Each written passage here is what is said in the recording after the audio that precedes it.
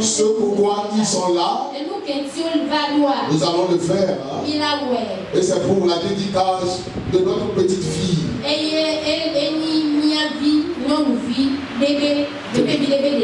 Alléluia. Amen. Amen. Hein? Amen. Aujourd'hui, l'église va avoir une fidèle de plus. Amen. Amen. Le Seigneur fait grâce. Hein? Et nous allons avoir une fidèle de plus. Celle qui est notre propre, nous-mêmes notre fille, née dans notre maison. Que le nom de l'Éternel soit béni. Ça fait 6 semaines passées. Je parlais sur les sacrifices qui plaisent à Dieu. Et dimanche passé, je vous avais dit que j'allais terminer. Et ensuite, dimanche dernier, nous allons avoir un nouveau thème. Effectivement, nous allons avoir un nouveau thème.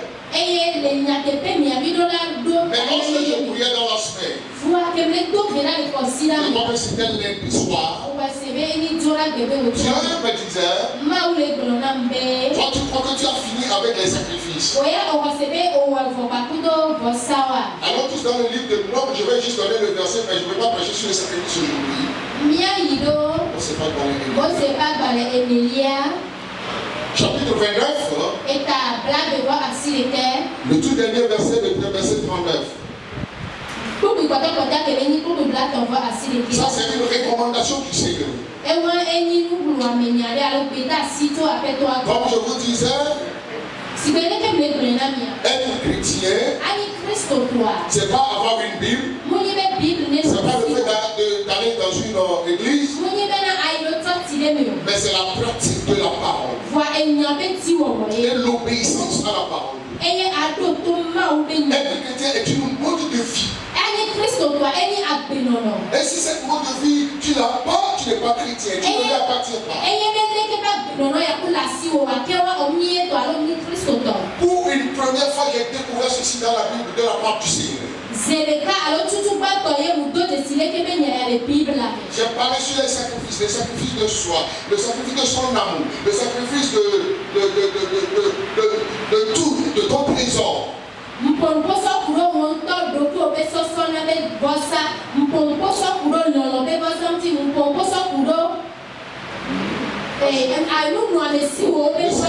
sacrifice de louange. Alors nous allons tous lire. Hein? Regardez sur l'écran. 1, 2, lisons.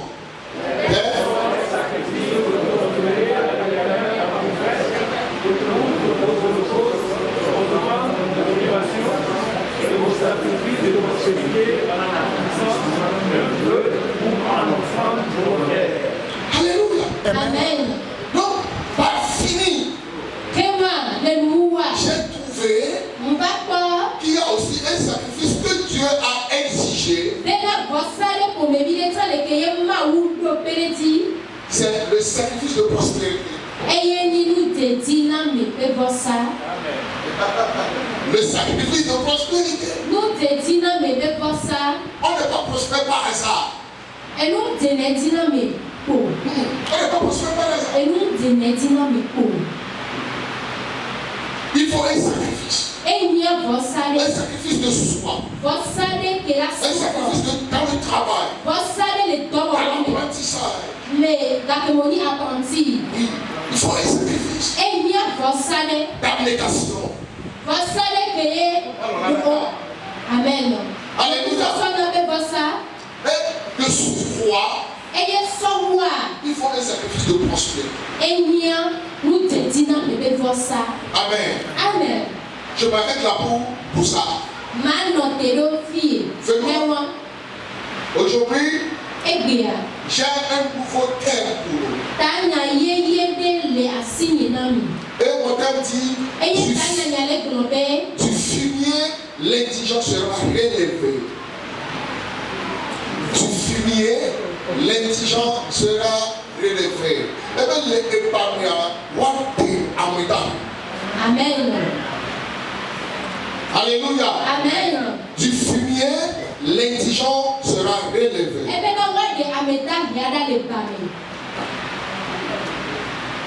Nous allons lire notre texte de base.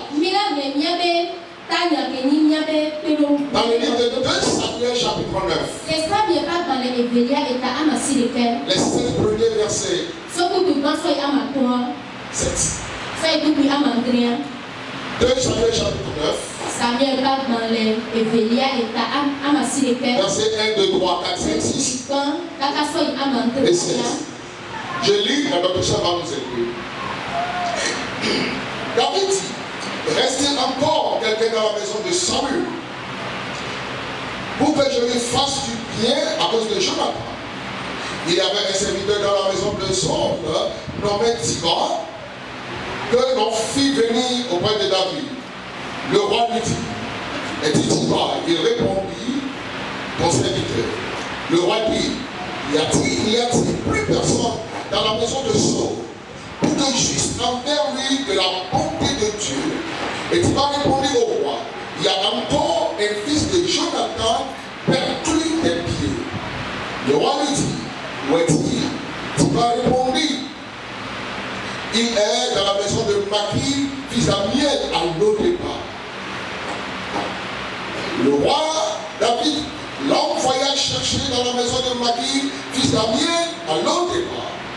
Et Méphibosheth, fils de Jonathan, fils de Saül, vint auprès de David, tomba sur sa face et se prosterna. David dit, Méphibosheth, il répondit, voici ton serviteur.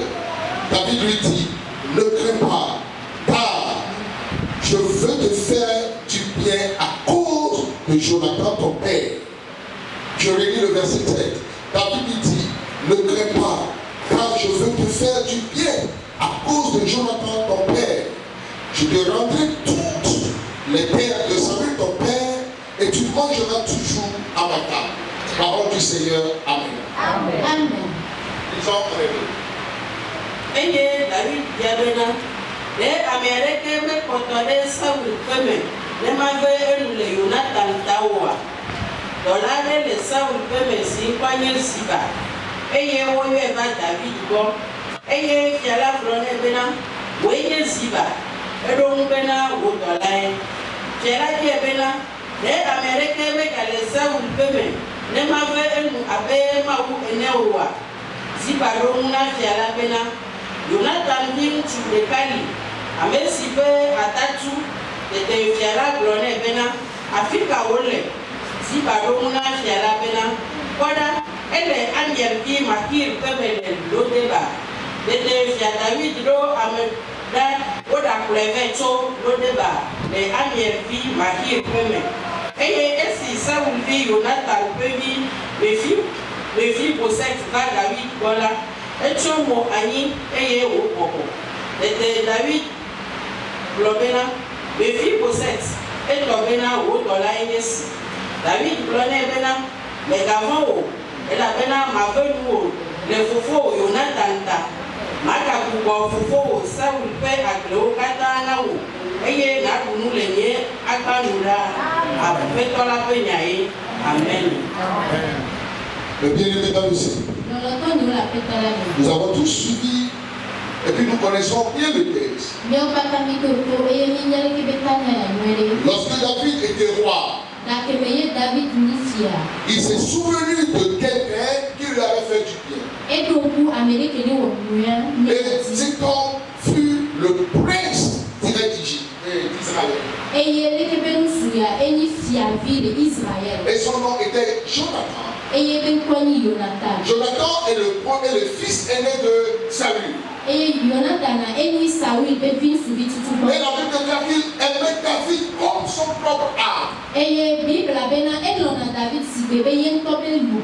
bien aimé dans le Seigneur, Dieu a fait à sauver David à cause de Jonathan. Car le père, après que David a tué Goliath. Et les femmes ont chanté la gloire de David plus que son père voulait le tuer. Et grâce à Jonathan, David avait la victoire. Et esime David Goliath non odiha na David. Et les domestiques que sont donnés entita et webena Jonathan a élevé David nous bébé si le toit bébé non. Et on n'a pas tué. Et on peut lui. Mais bien aimé. L'entend yo. Mais après ça. Les mois me béa. Lorsque les Philistins avaient encore la guerre avec Israël. En ce temps-là, le fils ont tué les gens de la maison du roi. Les Gawamia, oh, et nous connaissons les Tiahom. Et la nourrice du prince, et il a pris pour fuir la maison. Bon, malgré le fils était tombé dans les précipitations. Parce que dans il n'y avait pas le développement de la médecine. Il a fait mal aux pieds et a fait que le prince est devenu perdu. Et à cause de cela, il est carré dans une ville qu'on appelle Lo-Debar. Et Lo-Debar voulait dire ou bien signifie là où il n'y a pas de pâturage.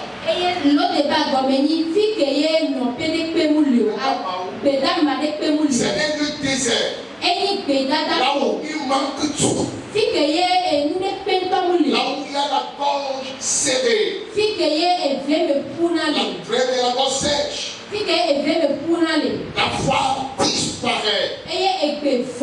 Là où on est laissé pour compte. Et on ne se soucie même pas de la vie. Là où les efforts fournis deviennent néants. L'espoir est perdu. C'est une place où l'on est abandonné et solitaire.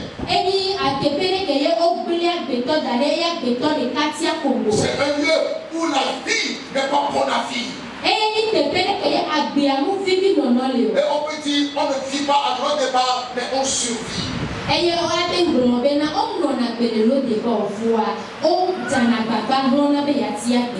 bien aimé, la vie a beaucoup de surprises.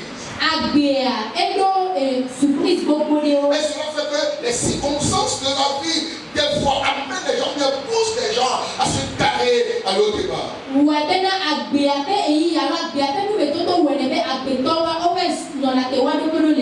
allez voir les gens bien habillés, mais spirituellement, ils sont dans l'autre débat. Les circonstances de la vie, j'avais dit, poussent les gens à rester à l'autre débat. Des fois, nos propres erreurs que nous avons commis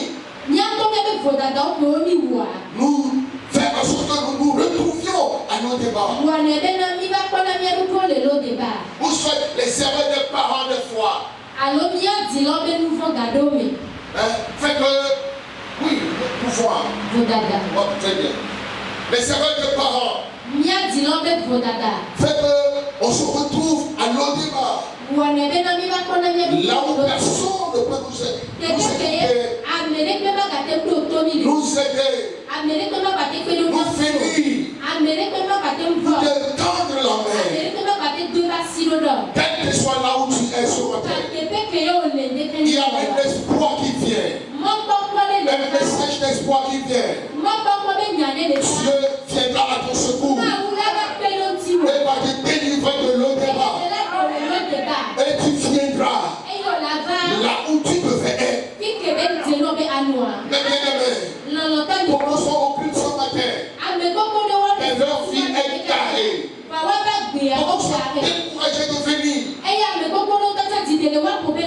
Parce qu'ils sont carrés. Mais bien aimé, avant que je progresse un peu, nous avons écouté la parole disant, lorsque David est assis sur le trône, et il dit, n'y a-t-il plus personne dans la maison de Dieu Jonathan Ou bien dans la maison de Saül. alors le Saül va home. Pour que je lui fasse grâce. Parce que Jonathan m'avait fait du bien. Jonathan est mon numéro. Je vais vous donner une petite histoire. L'histoire, c'est une histoire que j'ai écoutée par rapport à un gardien. Ah, oui, à un gardien. Il y a un gardien. Et son patron. Et le patron qui se croyait grand. Un patron qui ne savait jamais de gardien. Qui pense que le gardien est bien laissé pour compte. Et il ne se soucie même pas de sa vie. Mais bien aimé dans le Seigneur, l'histoire dit un jour, la fille, l'unique fille du gardien était tombée malade et fut admise à l'hôpital. Et le gardien a besoin de l'argent pour soigner. Il est allé voir son patron. Suivez-moi s'il vous plaît. Il est allé voir son patron. Et il lui a prié de lui demander de l'argent afin de soigner sa fille à l'hôpital. Le patron lui dit, qu'y a-t-il entre toi et moi? Tu travailles pour moi. À la fin du mois, je te paie. Plus rien d'autre entre nous. Mais je ne vais pas te faire des avances. Parce que à la fin du mois, je vais te payer. Alors, le gardien lui a dit, prête-moi alors de l'argent pour que je soigne ma fille. Il a refusé, il a fermé sa porte. Le gardien n'a pas du choix de quoi soigner sa fille. Il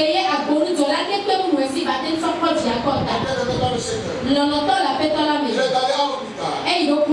Il voyait son enfant. Et jusqu'à ce que l'enfant a poussé son dernier soupir. Et l'enfant était mort. Le gardien était allé à la maison. Il a pris sa fille pour aller enterrer. Après 2-3 jours de deuil pour sa fille, il a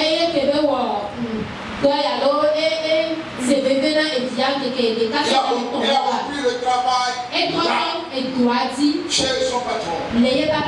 Toujours fidèle. Il fait des choses. Tout ce qu'il le patron lui demande, toi aussi tu auras dit. Il a donné que le gars était tombé malade un jour. C'était son patron.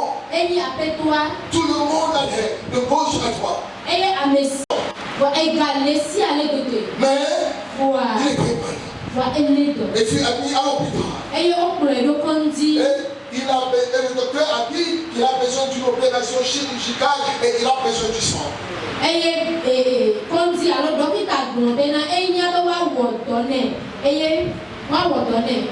Il a besoin du sang. Les enfants sont venus pour donner du sang. C'était pas compatible. Il a pris son argent et envoyé partout. Pour qu'on achète 2 poches de sang. Si au moins une seule poche, ça peut suffire. Ses amis étaient arrivés. C'était pas compatible.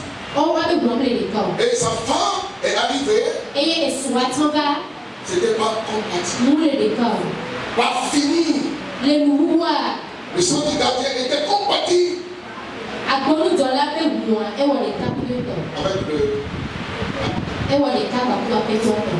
la maman était venue. Le soir. Il a prié le gardien. Et il a dit, tout ce que tu veux, je te donnerai. Juste une seule poche de sang. Parce que mon mari. Le gardien était à l'hôpital pour faire le test de sang. Et ils ont trouvé que c'était compatible. Tout de suite, Le gardien a dit à son patron et à sa femme, tu as préféré voir mon enfant mourir. Aujourd'hui, ça me fait de l'argent que je te vois mourir. Et que soit la force que tu as aujourd'hui.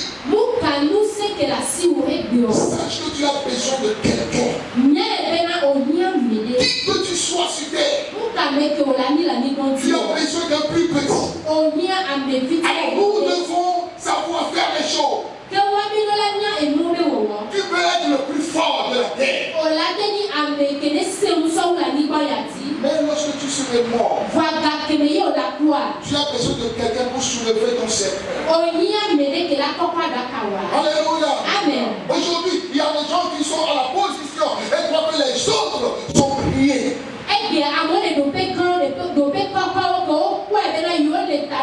croient que c'est eux et c'est eux seuls. L'Ecclésiaste, le sage, a dit, il dit, les jours mauvais arriveront toujours. C'est pourquoi il faut être prudent.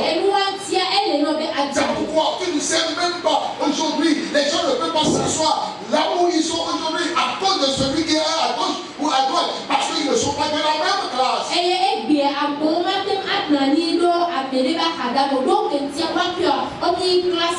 Mais sache que lorsque tu vas tomber, c'est lui qui va te révéler.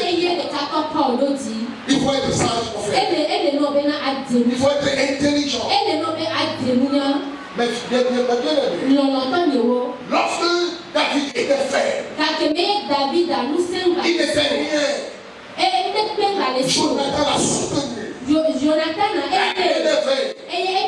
ne sais pas, mais Jonathan savait que David va accéder un jour au trône. Et lorsque David était sur le trône, il s'est souvenu de toutes les choses bonnes que Jonathan lui avait fait.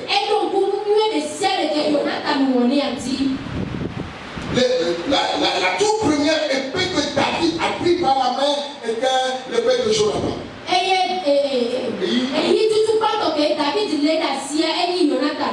Et la combinaison de guerre, deux choses, David avait porté premièrement était pour Jonathan.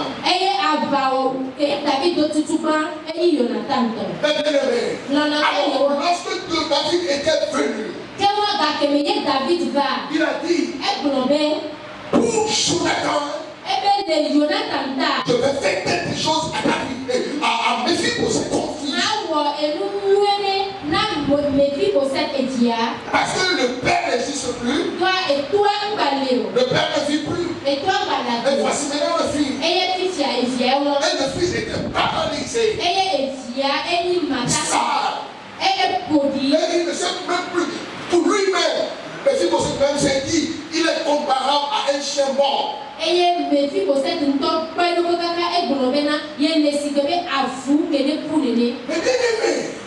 Mais le roi lui a dit, là où tu es carré,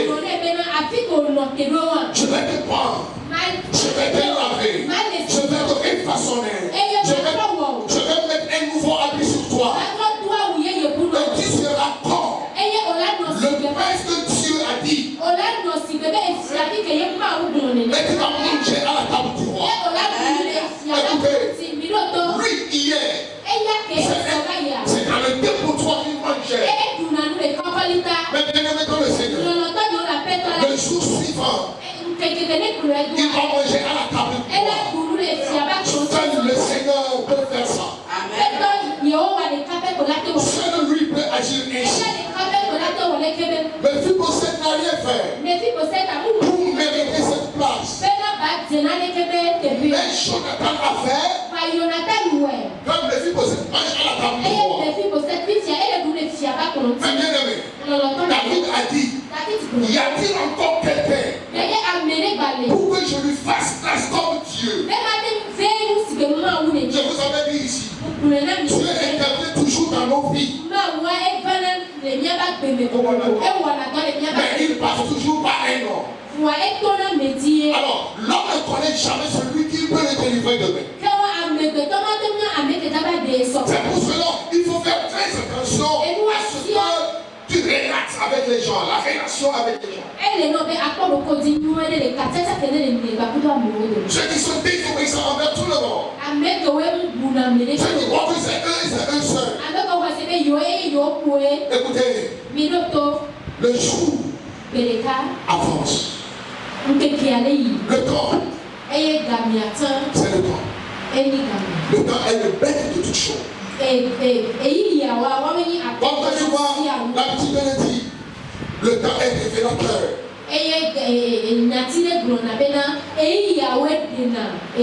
Celui que tu es, avec le temps va te révéler. À cause de Jonathan, David est venu. Ou bien, Mephibosheth a trouvé grâce auprès de David. Pour les misérables, ceux qui sont à l'eau départ, ceux qui sont là où il n'y a pas de pâturage, là où il n'y a pas de manger, ils souffrent. Mais bien aimé, je dis, je prends plaisir à le faire du bien. Je vais le faire du bien. Il dit cependant, l'Éternel désire vous faire du grâce. Et il se lèvera pour vous faire miséricorde. La seule chose que vous pouvez faire,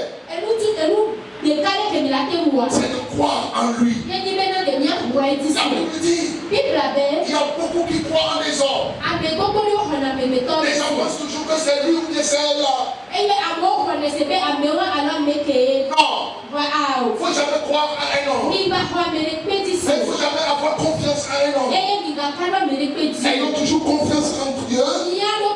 Et lui, il sait pas qui te sauvera. Mais il cependant, il désire vous faire du bien. Et pour vous faire miséricorde. Car l'Éternel est un Dieu juste. Heureux tous ceux qui espèrent en lui. Heureux tous ceux qui espèrent en lui. Nous devons nous espérer en l'Éternel et en l'Éternel seul. Par la bouche de Jérémie, il a dit, malheur à celui qui tombe sur un autre mort.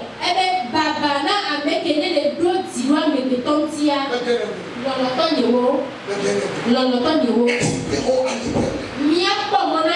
Mais en lui ta confiance. À lui et à lui seul.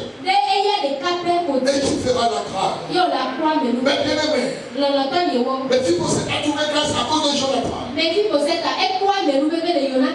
Il s'est retrouvé à Lo-débar à cause des circonstances de la vie. Dans le livre de Luc chapitre 15, les erreurs de ce genre, de ce jeune homme l'a poussé à Lo-débar.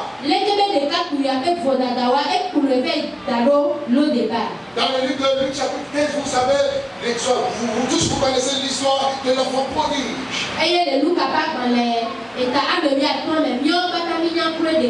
Les erreurs de la vie.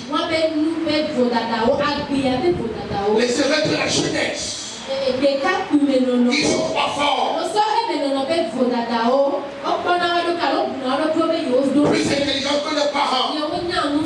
Il est en train de voir son père, il dit, on ne va pas d'héritage, je peux me gérer, je peux gérer ma vie maintenant.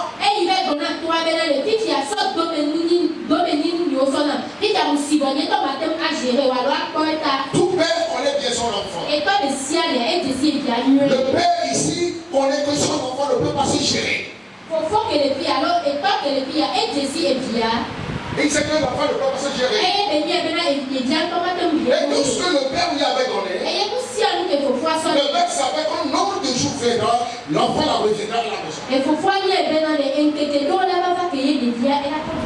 Verset 14 de Luc 15. Verset 14.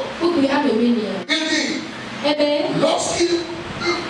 Lorsqu'il veut tout dépenser, une grande famille souffrait dans son pays et commença à se trouver dans le besoin. Alléluia. Amen. La Bible déclare, après qu'ils aient tout dépensé, la famille s'amènera sur le pays. Et il s'est retrouvé à Lo-Débar. Lui qui était riche. Lui qui était un enfant de riche. Lui qui était autrefois honoré.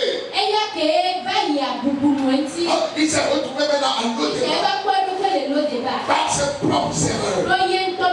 Verset 1.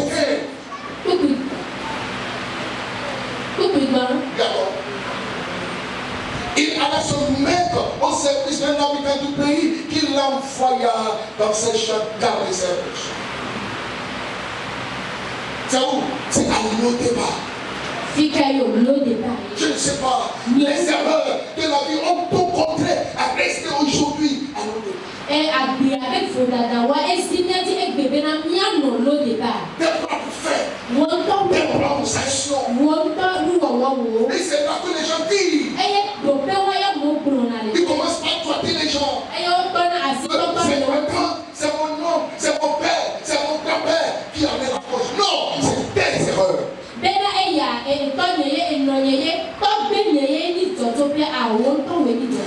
Non,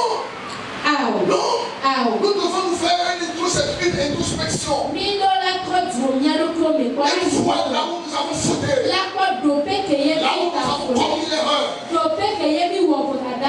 Verset 16, elle avait parlé. Regardez, la vie à Lo-Débar. Il aurait bien voulu se rassasier des tarouches que mangeaient les pourceaux, mais personne ne lui en donnait. Alléluia. Amen. La vie à Lo-Débar. Mais pourtant, Dieu veut te sauver aujourd'hui. Dieu veut te sauver aujourd'hui. Amen. Ces erreurs lui ont poussé. Parce qu'il ne savait pas dépenser. Il faisait la belle vie. Il a oublié le Seigneur. Et il croyait que la vie lui appartenait. Et quelques instants plus tard, il a voulu manger même des pourceaux. Mais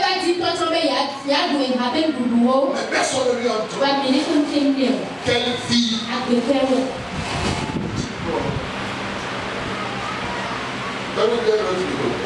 Quelle vie. Maintenant le verset 17. Étant entré à lui-même,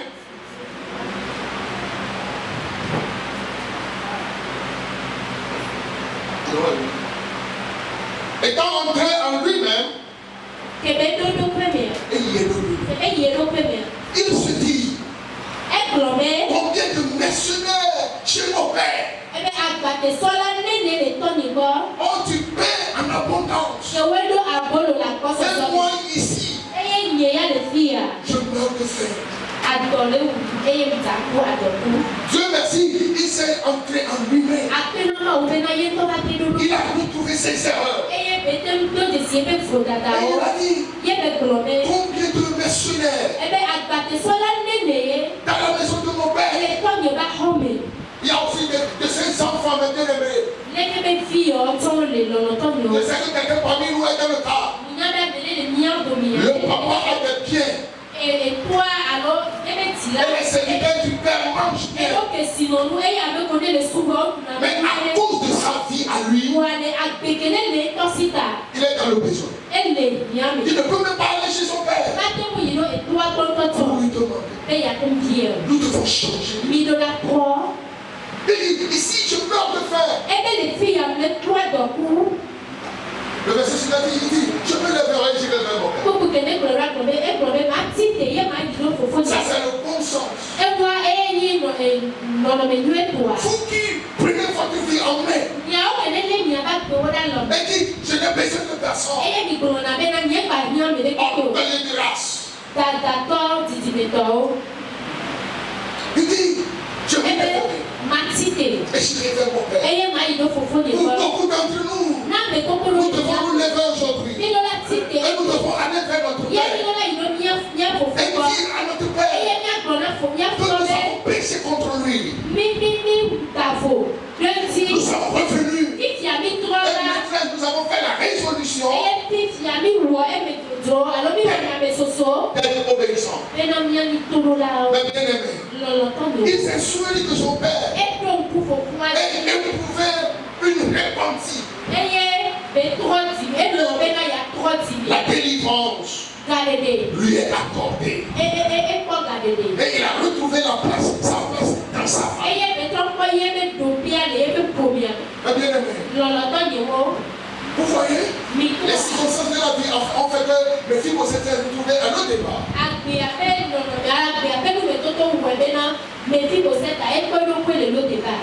Les erreurs personnelles ont fait que l'enfant prodige s'est retrouvé à nos départ.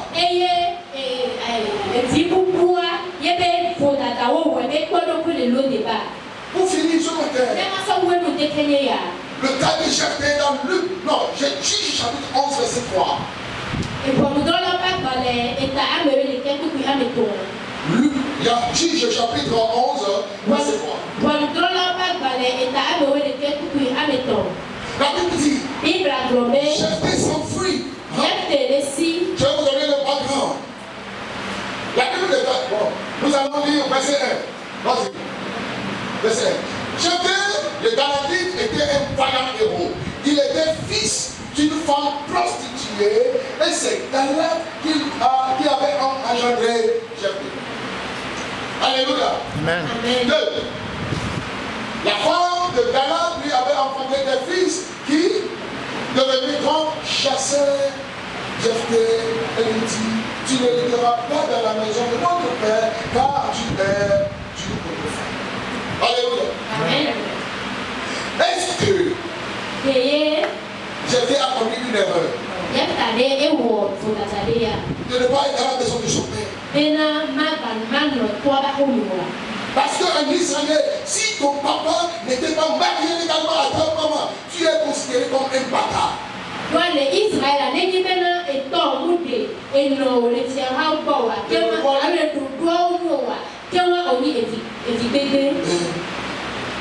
Ainsi le cas de Jephthé. Jephthé n'a rien. Alors qu'il était le fils aîné de Galaad. Lorsque celle qui est mariée légalement, ses fils deviennent grands. Ils ont chassé Jephthé de la maison. Mais Jephthé s'est retrouvé, verset 3. Jephthé s'enfuit loin de ses frères et il habita dans le pays de Tob. Des gens de rien se rassemblaient auprès de Jephthé et ils faisaient des expulsions. Alléluia. Amen. Des gens de rien. La basse classe sont avec lui. Parce que eux tous sont de la même classe. Les erreurs des parents l'ont poussé à se retrouver à l'autre départ. Tob était considéré comme un ghetto. C'est bidonville. Il s'est retrouvé.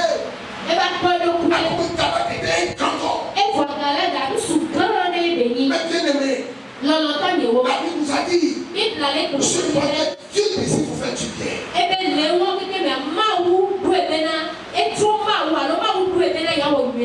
Alléluia. Dieu ne veut jamais vous laisser à l'eau des mains. Jamais.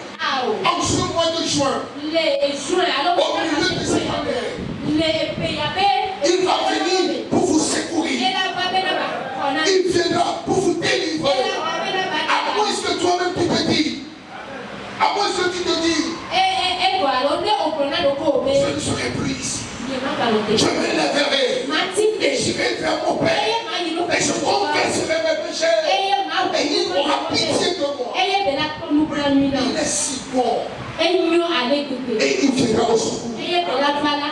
La bien-aimée dans le Seigneur, verset 6. Verset 6. Maintenant, quelques temps après, ses frères sont venus parce que Dieu a changé l'histoire. Ceux qui l'ont chassé de la maison sont revenus et lui disent viens, tu seras notre chef. Je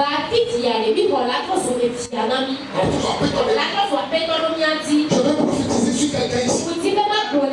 Toi qui étais délaissé, toi qui étais laissé pour compte, lorsque tu te lèveras et tu sortiras de l'eau débat, tu deviendras ce que Dieu a destiné que tu sois. Oh, c'est quelqu'un me dit un bon amen. La ville a garé l'eau débat. Et des gens de Dieu étaient avec nous. Voyez comment la Bible les a appelés les gens de Dieu.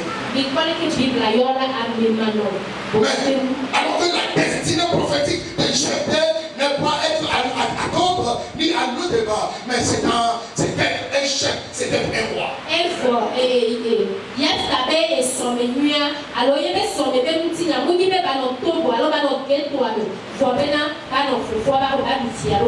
Dans le livre de Psaume, chapitre 102. 102. Verset 14. Il dit, mais tu te lèveras. Oh, mais l'Éternel se lèvera. Mais l'Éternel se lèvera. Et il aura pitié de Sion. Il se lèvera. Et aura pitié de tous ceux qui sont à l'eau débat. Ce que la vie a carré. Ce que les circonstances de parents ont carré. De par leurs propres erreurs. Se sont retrouvés à l'eau débat. La Bible déclare, il se lèvera et aura pitié.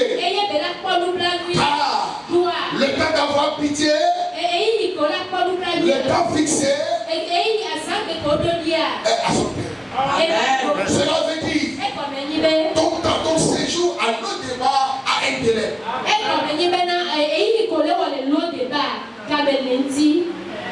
Oh, Kabelenti.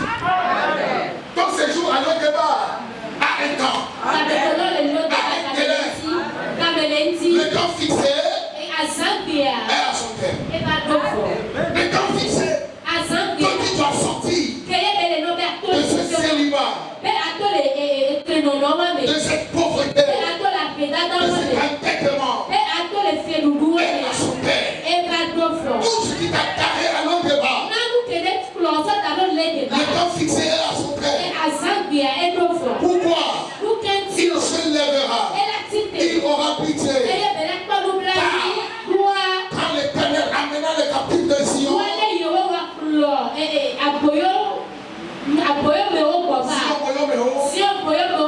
nous étions comme ceux qui font un rêve. Alors, notre bouche est remplie de joie. Et notre langue de chants d'allégresse. Alors on dirait parmi les nations, l'Éternel a fait de grandes choses pour nous. Je prophétise sur 250 personnes. Tous ceux qui m'écoutent en présentiel et en virtuel. On dirait parmi les nations, l'Éternel a fait pour toi de grandes choses. A prié pour vous ce matin. Que l'Éternel se lève et vous fasse part. Qu'il se lève et pour vous faire miséricorde. Car le temps fixé est à son père. Et bien aimé dans le Seigneur, crois à la parole de Dieu. Car elle a la puissance de te délivrer. C'est par l'imposition de main les gens vont tomber qui fait la délivrance. Mais c'est la parole. Il dit vous connaîtrez la vérité. Et la vérité va vous affranchir. Et bien aimé dans le Seigneur, la vérité est que lorsque tu vas te lever et tu viendras au Seigneur, il va te délivrer de l'eau débat. Mais bien aimé, levez-vous, car la délivrance est là. Levez-vous, prisonniers à l'eau débat. Vous, prisonniers à l'eau débat. Levez-vous, marchez, quittez, encore un pas,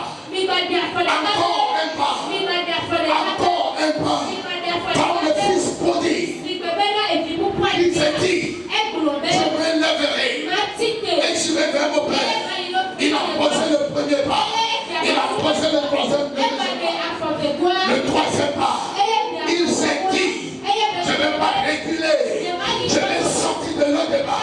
Ma foi me dit, ma destinée m'appelle. J'irai. Encore un pas de plus. Encore un pas de plus. Encore un pas de plus. Je ne resterai plus ici. Je sortirai. Car le temps est arrivé.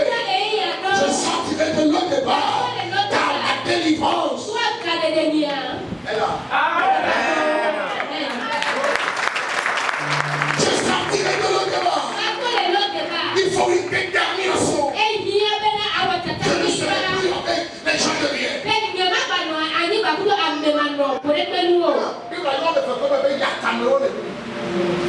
Je ne serai plus avec eux. Toi qui es tapé dans ce ghetto, prisonnier de la drogue.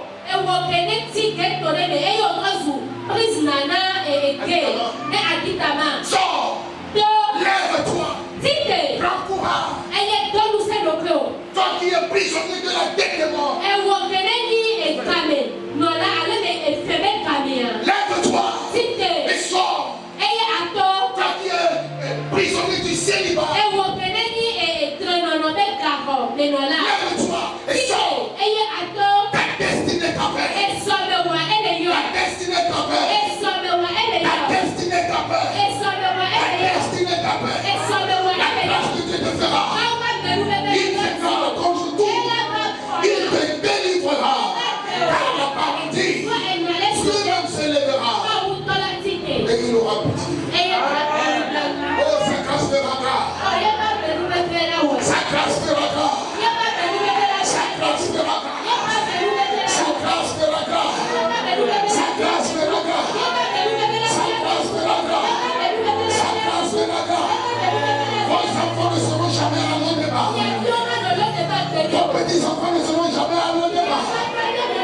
Vous pouvez être nés à l'eau débat. Vous pouvez être nés à l'eau débat. Mais vous ne resterez pas à l'eau débat. Vous allez sortir de l'eau débat. Vous qui êtes prisonniers de maladie. Il y a des gens qui sont prisonniers de comprimés. Aujourd'hui, je veux vous faire grâce. Vous délivrer de ces comprimés. Donnez-lui gloire ce matin. Donnez-lui adoration ce matin.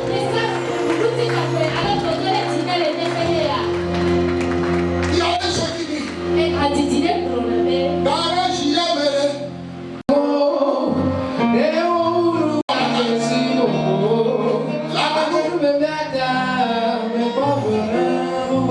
c'est ta parole ce matin. C'est ta prophétie ce matin. C'est pas encore fini avec toi. Mais pas encore.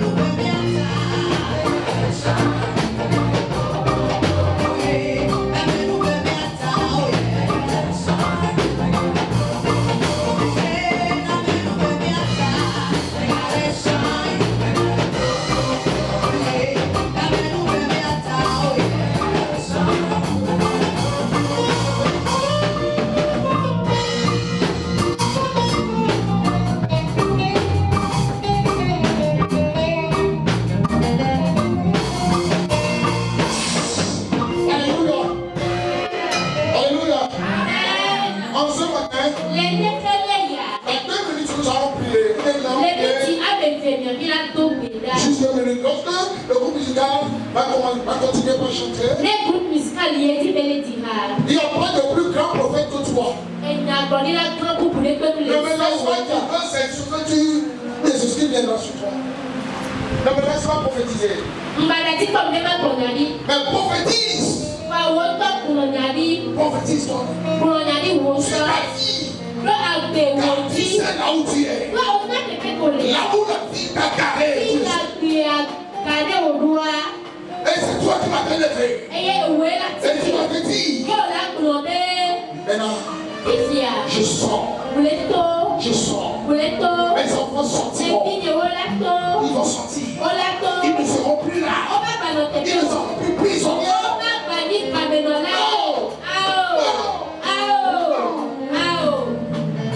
Il y a les mamans qui vont prier pour les papas. Les femmes vont prier pour les maris. Car il y a beaucoup d'hommes qui sont à l'eau débat. Prisonniers. Mais aujourd'hui, puisque la parole de Dieu est sortie, cette parole a la puissance de délivrer. Prophétisez votre délivrance. Prophétisez votre délivrance.